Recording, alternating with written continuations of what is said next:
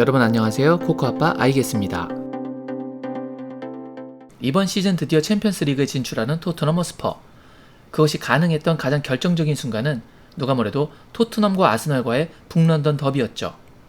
안토니오 콘테 감독의 시즌 중간에 부임 이후 손흥민과 케인을 비롯한 토트넘 선수들의 분전으로 당시 4위 싸움에서 유리한 고지를 점하고 있었던 아스널을 잡아낸 것이 매우 큰 결과로 작용했습니다. 특히 그날 경기에서 손흥민을 막았던 롭 홀딩이 거칠었던 수비와 두 번의 옐로우 카드로 인해 결국 레드 카드를 받으며 퇴장당했던 것이 가장 임팩트 있었던 장면이었는데요.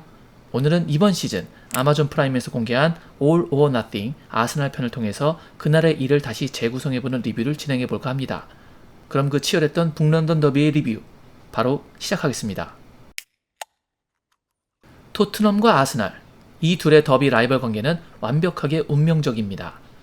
21-22 시즌을 시작하고 난 이후의 아스널은 선수들에게도 감독 아르테타에게도 최악이었죠. 개막전 상대였던 승격팀 브랜트포드에게 2대0 패배, 런던 라이벌 첼시에게 홈에서 0대2 패배, 리그 챔피언 맨시티 원정에서는 무려 5대0 패배. 이렇게 3연패를 당하고 리그 최하위로 시즌 초반을 시작하자 팬들의 분노와 감독 경질에 대한 요구는 극에 달하고 있었습니다. 반면 당시 더비 라이벌 팀이었던 토트넘은 리그 1위를 달리며 정반대의 상황을 즐기고 있었습니다. 하지만 그 이후 아스널은 주전 골키퍼를 레노에서 신인 선수인 램스데일로 교체하는 승부수를 띄우며 노리치와 벌리를 상대로 2연승을 거두어 13위로 올라섰고, 반대로 토트넘은 크리스탈 팰리스에게 3대0, 첼시에게 0대3으로 두 경기 연속 무득점 3실점이라는 최악의 경기력을 보여주며 리그 7위까지 떨어진 상태였습니다. 이렇게 반등을 원하는 두 팀이 리그 6라운드 에미레이츠 스타디움에서 북런던 더비 1차전 맞대결을 맞이하게 됩니다. 아스날은 이 경기에 승리하기 위해 집중하기 시작합니다. 당시 아스날 주장이었던 오바메양은 북런던 더비를 앞두고 머리에 별 2개를 새기는 자신만의 의식을 계속 이어나가기도 했죠. 할아버지가 돌아가신 날이 북런던 더비전이었고 그날 그분을 위해서 2골을 넣었기에 그 이후 북런던 더비전 전에는 2개의 별을 만든다는 오바메양. 그들에게도 북런던 더비가 가는 의미는 이 정도로 컸었던 것 같습니다. 아버지가 토트넘 팬이어서 북런던 더비 경기에서는 아버지와 언쟁을 벌인다는 스미스 로우에게도 마찬가지였죠. 유로대회 결승전에서 페널티킥을 실축했던 부카요 사카에게도 이 경기는 의미가 컸습니다. 물론 이 경기를 기다렸던 아스날 팬들에게도 걱정이 되는 건 사실이었고요. 그렇기에 팬들은 아스날이 토트넘을 압도하던 시절을 그리워하며 현재의 선수들과 과거의 선수들을 비교합니다. 팬들이 원하는 건 북런던 더비에서 환상적인 골을 넣고 토트넘 팬들 앞까지 달려가 이렇게 무릎 슬라이딩 세레머니를 했던 티에리 앙리 같은 모습이겠죠. 그 모습은 동상으로 만들어져 지금도 아스널 팬들의 추억을 불러일으키고 있습니다. 그리고 드디어 2021년 9월 26일 에미레이츠 스타디움에서 북런던 더비 1차전이 시작됩니다. 경기에 앞서 선수들에게 연설을 하는 미켈 아르테타. 미켈은 선수단에게 호이비에르, 해리 케인, 델레알리, 다이어는 너희들을 도발할 것이라고 주의를 주죠. 그것에 휘말리지 말라고 강조합니다. 확실히 손흥민 선수에 대한 언급이 없는 것을 보면 도발하는 플레이어 스타일은 아니라고 상대팀 감독도 생각하는 것 같습니다. 이 경기에서 아스날은 전반 12분에 토트넘 팬인 아버지와 언쟁할 것을 무릅쓴 스미스 로우가 선제골을 넣었고 27분에 머리에 별 2개를 새겨 넣었던 오바메양이 두 번째 득점에 성공했습니다. 그리고 그는 앙리의 세레머니를 따라하는 모습을 보여주었죠. 그 이후 34분에 다시 페널티 실축으로 비난받던 사카가 득점에 성공하며 토트넘을 전반에만 3대0으로 압도하는 모습을 보여줍니다. 완벽했던 전반전. 하프타임 동안 아스날은 어땠을까요? 이런 경기에서는 완전히 쐐기를 박아야 하고 경기 흐름을 이어나가야 된다고 강조하는 아르테타.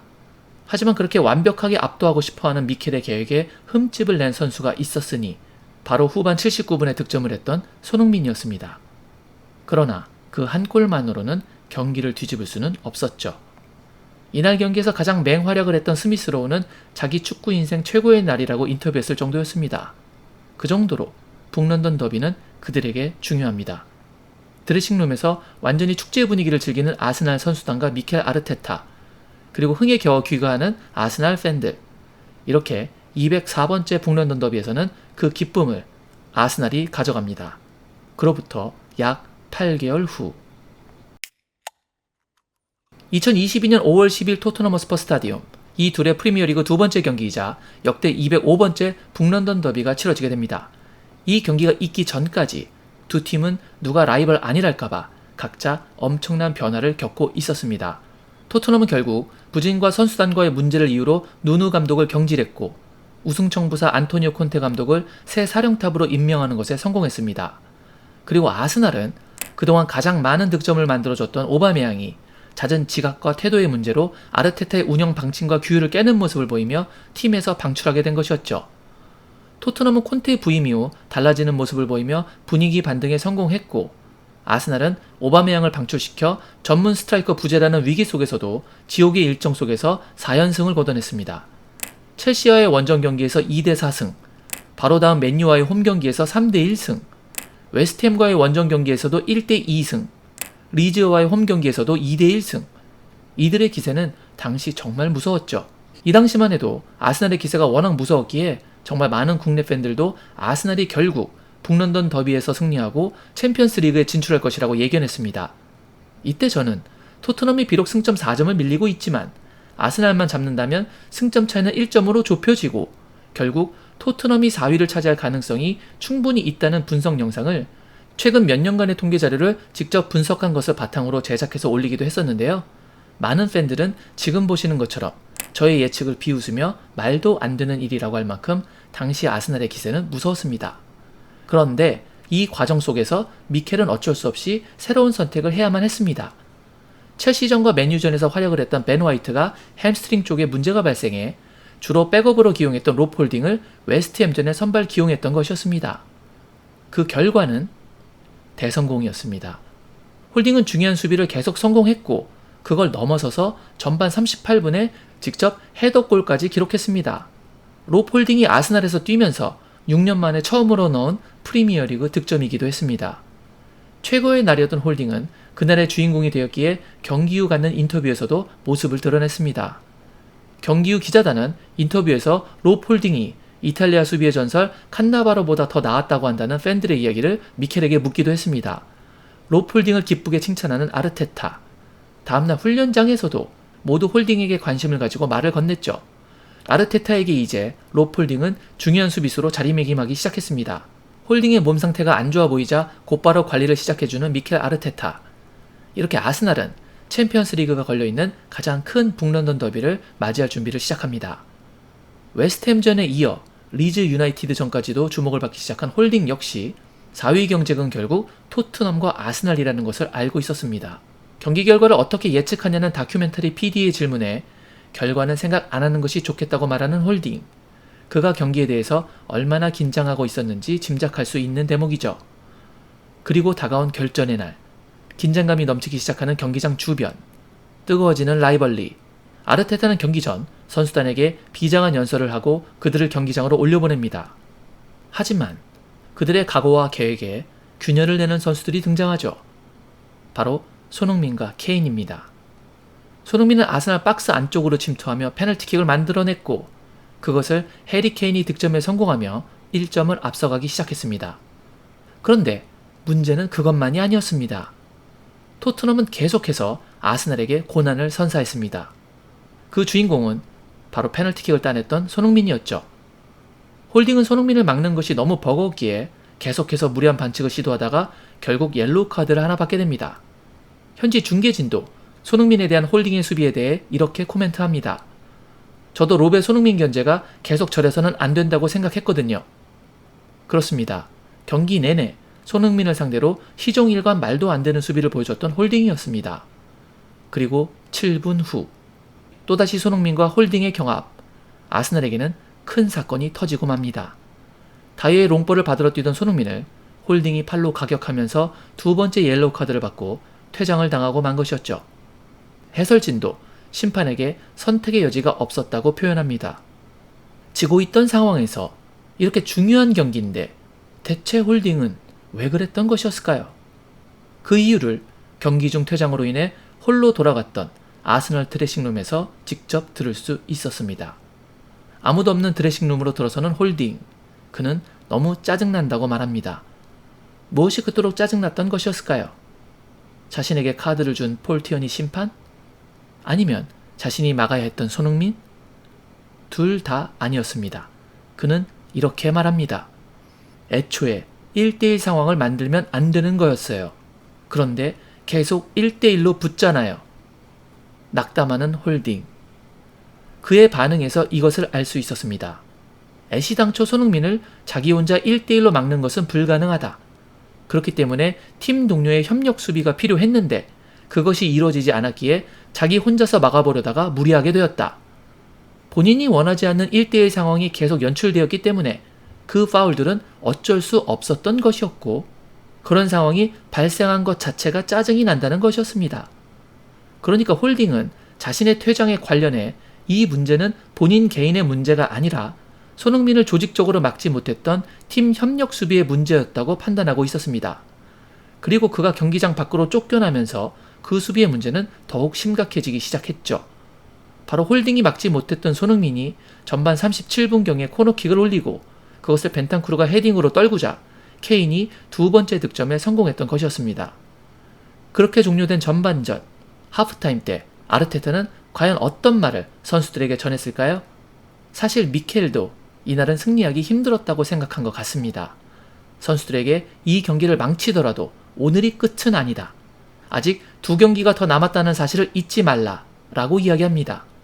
이 경기를 패배하더라도 승점 1점이 토트넘보다 앞서기 때문에 남은 2경기에서 흔들리지 않도록 하기 위한 이야기였겠죠. 그리고 후반이 시작된 지 2분 만인 47분에 이날 페널티킥을 만들고 홀딩까지 퇴장시켰던 손흥민이 아스널의 심장에 쐐기골이라는 비수를 꽂아 넣는 것에 성공합니다. 경기 스코어는 3대0이 되고 북런던 더비의 기쁨은 이번에는 온전히 토트넘의 것이 되고 말죠. 경기가 끝난 후 아스날의 드레싱룸, 아르테타는 선수단에게 이 경기에 대해서 더는 아무 말도 하지 말라고 지시 내립니다. 심지어 SNS에도 아무것도 올리지 말라고 특단의 지시까지 내리죠. 분명 아스날 팬들이 가만히 있지 않을 것을 알기 때문일 것입니다. 아르테타는 팬들에게 어떤 빌미도 주지 말라고 합니다. 이미 경기는 끝났고 할 수 있는 건 없다면서 말이죠. 아직 자신들이 승점 1점을 앞서고 있다는 것을 강조하면서 그 다음 경기인 뉴캐슬전을 준비시키는 아르테타. 현지 중계진들도 경기 후 롭홀딩에게 대체 무슨 짓을 한 거냐고 말하는데 다음날 훈련장에서 다큐멘터리 팀도 이것에 대해 아르테타에게 질문을 던집니다. 롭 선수는 차분한 성격 같은데 무슨 일이었을까요? 아르테타가 답합니다. 축구를 해봤거나 경기에 대한 지시를 받은 수비수라면 누구나 알겠지만 어쩔 수 없는 상황이었습니다. 왜냐하면 스스로 팔을 잘라낼 수는 없기 때문입니다. 이 부분이 개인적으로 조금 납득이 안 가는 부분이었습니다. 아르테타는 인터뷰에서 You cannot cut your arm이라고 말했는데 한글 자막에서는 이것을 더 큰 손실을 막아야 했다 라고 번역했습니다. 그래서 영문과 교수인 영국 지인에게 이 의미를 물어봤는데 말 그대로 그 상황에서 팔을 자를 수는 없지 않느냐. 때로는 수비하다가 팔이 그렇게 방해가 되는데 그 상황을 피할 수 없는 경우도 있다 라는 의미라고 전해주었습니다. 이렇게 북런던 두 라이벌 팀 간의 프리미어리그 맞대결 전적은 1승 1패로 균형을 맞추며 마무리되었습니다. 전적에서는 무승부지만 팀의 최종 성적을 가르는 시즌 막판 경기에서 퇴장이 수반된 패배를 당했고 결국 이 경기를 기점으로 다음 뉴캐슬전에서도 패하며 4위 자리를 토트넘에게 내어준 아스날이 좀 더 뼈아픈 결과이지 않았나라고 생각하게 됩니다. 오늘은 여러분께 토트넘과 아스날에 물러설 수 없었던 북런던 더비의 라이벌리, 챔피언스리그 진출을 위한 치열했던 4위 싸움, 그리고 그 속에 있었던 손흥민 선수에 대한 홀딩의 파울과 퇴장에는 과연 어떤 일들이 있었던 것이었는지 알아보는 시간을 아마존 다큐멘터리 All or Nothing 아스날 편을 통해서 전해드렸습니다. 토트넘과 아스날의 뜨거운 라이벌 관계에 대해서 좀 더 자세하게 알고 싶으신 분들은 제가 만들었던 토크 영상 3부작을 시청해 주시길 부탁드리고요. 아마존 다큐멘터리 All or Nothing 아스날 편도 프리미어리그 축구 팬이거나 심지어 라이벌 토트넘 팬들이 보셔도 재밌게 시청하실 수 있다는 점 말씀드리면서 오늘 영상은 이만 마무리 짓도록 하겠습니다. 오늘 영상이 마음에 드셨다면 구독, 좋아요, 알림 설정 부탁드리겠습니다. 저는 다른 더 좋은 영상으로 여러분께 인사드리겠습니다. 늘 건강하세요. 역시 I guess.